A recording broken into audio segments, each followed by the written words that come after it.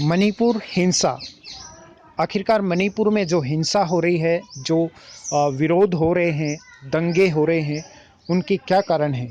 लड़ाई का क्या कारण है? क्यों और कैसे ये लड़ाई हो रही है? क्या इसका समाधान होना चाहिए? पूरी डिटेल से आज के इस टॉपिक पे हम बात करने वाले हैं। क्यों मणिपुर जलता जा रहे हैं आए दिन? क्यों वहाँ पर सांप्रदायिक दंगे हो रहे हैं? क्यों इतने लोगों की हत्याएं हुई हैं मणिपुर में? हम दावा कुछ भी करें, लेकिन हकीकत यह है कि केंद्र सरकार की लाख कोशिशों के बावजूद मणिपुर का संकट हल होने का नाम नहीं ले रहा है। वहाँ हिंसा लगातार जारी है। यह इस बात का सबूत है कि समस्या लगातार विषम होती जा रही है, यानी कि समस्या बढ़ती जा रही है, हिंसा बढ़ती जा रही है। केंद्रीय गृह मंत्री अमित शाह की 4 दिवसीय मणिपुर की यात्रा के दौरान सर्वदलीय बैठक भी हुई। जब अमित शाह ने वहां पर विजिट किया मणिपुर में, उसके बाद में सर्वदलीय यानी कि सभी पार्टियों के प्रमुखों का एक एजेंडा तैयार करके एक मीटिंग भी बुलाई गई। उन्होंने मैतेई समुदाय के लोगों से भेंट भी की, मुलाकात भी की। हिंसा प्रभावित क्षेत्र में आदिवासी समुदाय के नेताओं तथा कुकी विधायकों, ITLF के प्रतिनिधियों के साथ ही चिन कुकी मिजो समुदाय के साथ कई सफल बैठकों से इस आशा को बल मिला था कि अब इस समस्या का समाधान हो जाएगा। इसके बाद बहुतेरे उग्रवादियों द्वारा हथियार डालने की घटनाएं एक अच्छी दिशा की ओर संकेत कर रही थी, लेकिन हिंसा रुकने का नाम ही नहीं ले रही है। हालात इस बात के गवाह हैं कि इम्फाल से बाहर जाने वाली कोई सड़क भी सुरक्षित नहीं है मणिपुर में फिलहाल। अब वहाँ संविधान के अनुच्छेद 355 को लागू किया जा चुका है, जिसके बाद कानून व्यवस्था केंद्र के हाथ में आ गई है। यदि राज्य के इतिहास और हालात पर नज़र डालें तो पता चलता है कि मणिपुर और राज्यों से काफ़ी कुछ अलग है। यहाँ रहने बसने वाली जनजातियों में बहुतेरी उपजातियाँ हैं, यानी कि बहुत सारी जातियाँ निवास करती हैं, जिनमें हमेशा से तनाव और हिंसा का इतिहास रहा है। 1977 में कुकी और उसकी उपजातियाँ पार्टी का संघर्ष जग जाहिर है, सबको पता है। यहाँ म्यांमार से भागकर आए चिन नामक लोगों की बहुतायत है। इनकी तादाद कुकी इलाकों में सबसे ज़्यादा है। कुकी इलाके में ये लोग सबसे ज़्यादा रहते हैं। इनमें आपस में संबंध भी हैं। चूरा चांदपुर इलाके की आबादी पहले मात्र 60,000 थी, जो अब तकरीबन 6 लाख हो चुकी है। इसमें मैतेई समुदाय असुरक्षित महसूस करने लगा है। जातीय संघर्ष के पीछे यह भी अहम वजह है। ऐसे हालात को अलगाववादी उग्रवादी गुटों ने खूब उसका फ़ायदा उठाया है। इसमें चीन की भूमिका भी अहम रही है। उसने उनको न केवल हथियारों का प्रशिक्षण दिया, बल्कि आधुनिक हथियारों से लैस भी किया, उनको हथियार भी उपलब्ध करवाए।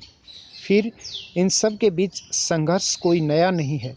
लगभग 1 डेढ़ दशक पहले, यानी कि अब से लगभग 15 साल पहले, वहाँ शाम के 4 बजे ही कर्फ्यू लग जाता था। वहाँ ठहरने का कोई अच्छा होटल नहीं था और आवागमन व सुरक्षित परिवहन को तो कल्पना से परे था, यानी कि कोई साधन नहीं था। पर्यटक तो नामात्र के दिखते थे, कारोबार वहाँ पर कोई बिजनेस था ही नहीं।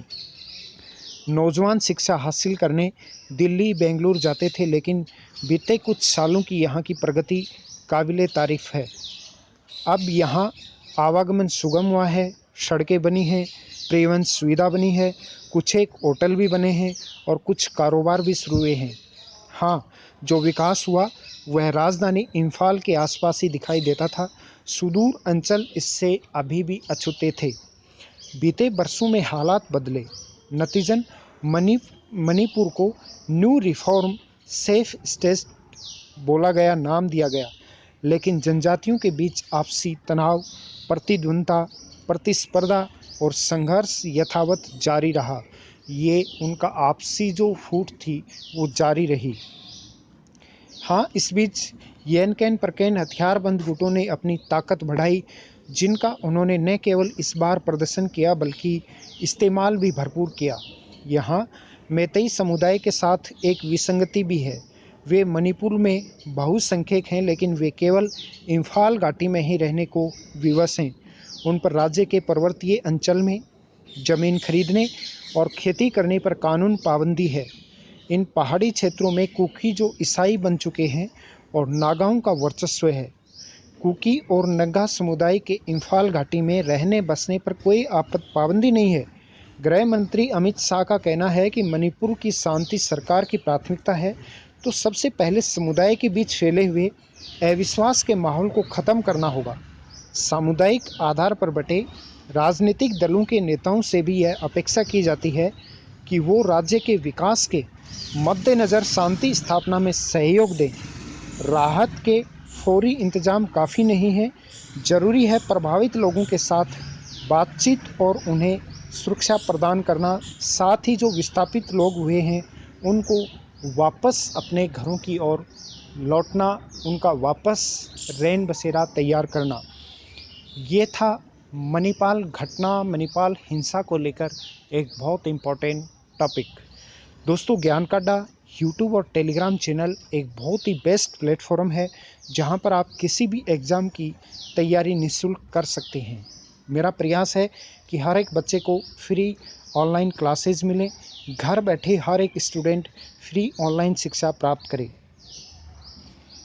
हमारा एक दूसरा यूट्यूब चैनल है बैंक अड्डा, जिस पर आपको बैंकिंग, फाइनेंस, इंश्योरेंस से संबंधित जानकारियाँ नियमित आप लोगों को प्रोवाइड की जाती हैं। आप यदि किसी भी प्रकार की बैंकिंग, फाइनेंस, इंश्योरेंस से संबंधित सर्विस लेना चाहते हैं, म्यूचुअल फंड करवाना हो, SIP, life insurance, term plan, home loan, personal loan, credit card, income tax return, या फिर आपकी गाड़ी का इंश्योरेंस आपको करवाना हो, आपकी बाइक, एक्टिवा या फोर व्हीलर का इंश्योरेंस करवाना हो, तो भी आप हमसे संपर्क कर सकते हैं। नीचे दिए हुए नंबर पर आप कॉल कीजिएगा या व्हाट्सएप कीजिएगा, या डिस्क्रिप्शन में दिए हुए लिंक पर क्लिक करके आप हमसे जुड़ सकते हैं। ऐसे ही टॉपिक मैं नियमित आप लोगों के साथ लेकर आता रहता हूं। चैनल को सब्सक्राइब करना बिल्कुल भी नहीं भूलें। Thank you so much. All the best. जय हिंद, जय भारत।